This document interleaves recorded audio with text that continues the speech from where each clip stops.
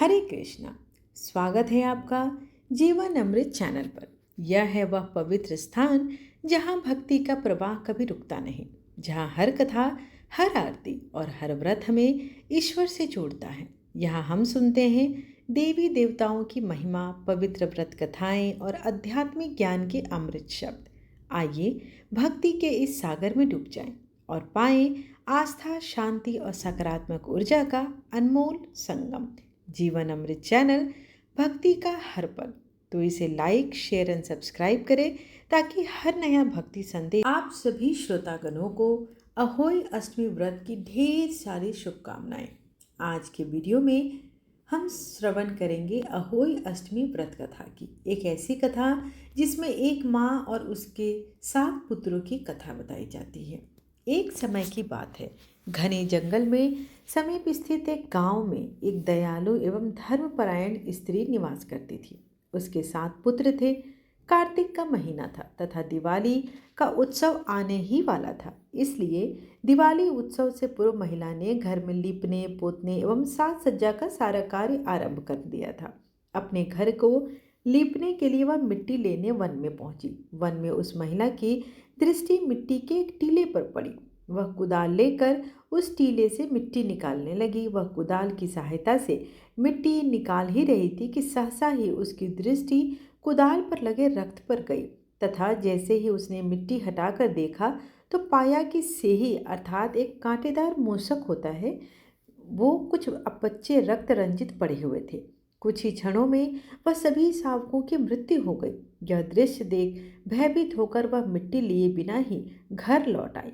महिला उन निर्दोष शावकों के साथ हुई इस दुर्घटना को लेकर अत्यंत व्यथित तथा मन ही मन स्वयं को दोषी मानने लगी।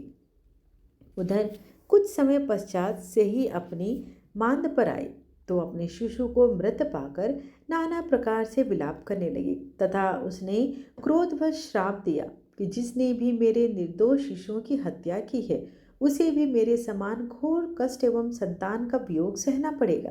अतः उस सेही के श्राप के प्रभाव से इस घटना के 1 वर्ष की समय अवधि में ही उस स्त्री ने भी 7 पुत्र भी कहीं चले गए और कभी लौट कर नहीं आए। उन 7 पुत्रों के विषय में किसी भी प्रकार की कोई सूचना प्राप्त न हुई।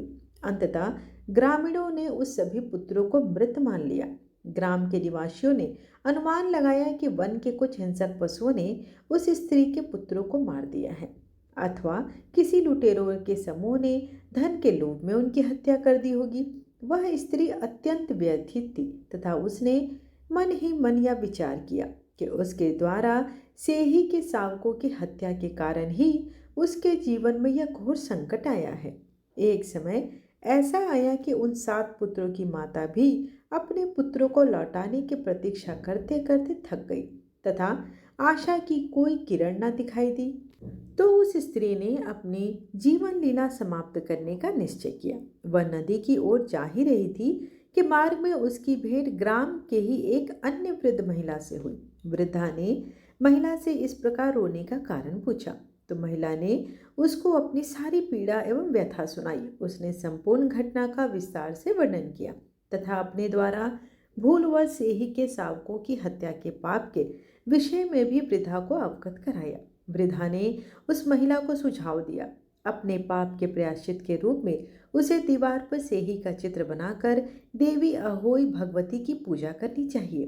वृद्धा ने कहा, पुत्री, यदि तू पूर्ण विधि विधान से देवी का व्रत एवं पूजन करेगी, गौ सेवा करेगी तथा स्वप्न में भी किसी का अहित नहीं सोचेगी तो देवी माँ की कृपा से तेरी संतान तुझे अवश्य ही पुनः प्राप्त हो जाएगी। देवी अहोई देवी पार्वती का ही एक स्वरूप है।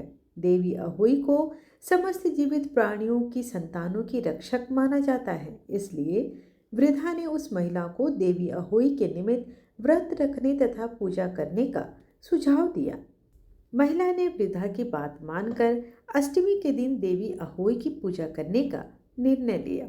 जब अष्टमी का दिन आया तो महिला ने सेही के मुख का चित्र बनाया तथा व्रत का पालन करते हुए अहोई माता की पूजा अर्चना की। महिला ने अपने द्वारा हुए पाप के लिए शुद्ध हृदय से पश्चाताप किया। देवी अहोई उस स्त्री की भक्ति एवं निर्मलता से प्रसन्न होकर उसके समक्ष प्रकट हो गई तथा महिला को पुत्रों की दीर्घायु का वरदान प्रदान किया। शीघ्र ही उसके सभी 7 पुत्र सकुशल जीवित घर लौट आए। उस दिन से प्रति वर्ष कार्तिक कृष्ण अष्टमी के दिन देवी अहोई भगवती की पूजा करने का प्रचलन आरंभ हो गया। इस दिन माताएं अपनी संतानों की प्रसन्नता के लिए प्रार्थना एवं उपवास करती हैं तथा अहोई माता का आशीष ग्रहण करती है। आप सभी के लिए माता अहोई से यही विनती है कि माता आप सभी पर, हम सभी पर अपनी कृपा दृष्टि बनाए रखे, हमारे बच्चों को दीर्घायु करे और उनके जीवन में हमेशा सफलता ही सफलता दे। आइए माता अहोई की आरती करते हैं। ओम जय अहोई माता, जय जय अहोई माता, तुमको निस दिन ध्यावत हर विष्णु विधाता। जय अहोई माता, ब्रह्माणि रुद्राणि कमला रानी, तू ही है जग माता। सूर्य चंद्रमा ध्यावत नारद ऋषि गाता। जय अहोई माता, माता रूप निरंजन, सुख संपत्ति दाता। जो कोई तुमको ध्यावत नित्य मंगल पाता। जय अहोई माता, तू पाताल बसंती, तुम ही शुभदाता। कर्म प्रभाव प्रकाशक, जगनिधि की त्राता। ओम जय अहोई माता, जिस घर धारो वासा, वाही में गुण आता। कर न सके सोई कर ले, मन नहीं घबराता। ओम जय अहोई माता, तुम बिन सुख न होवे, को पुत्र न कोई पाता। खान पान का वैभव तुम बिन नहीं आता।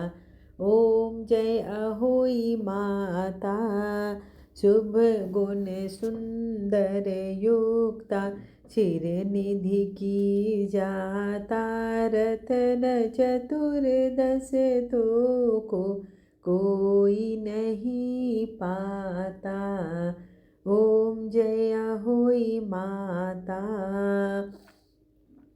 श्री अहोई माँ की आरती जो कोई है गाता। उर उमंग अति उपजे, पार उतर जाता।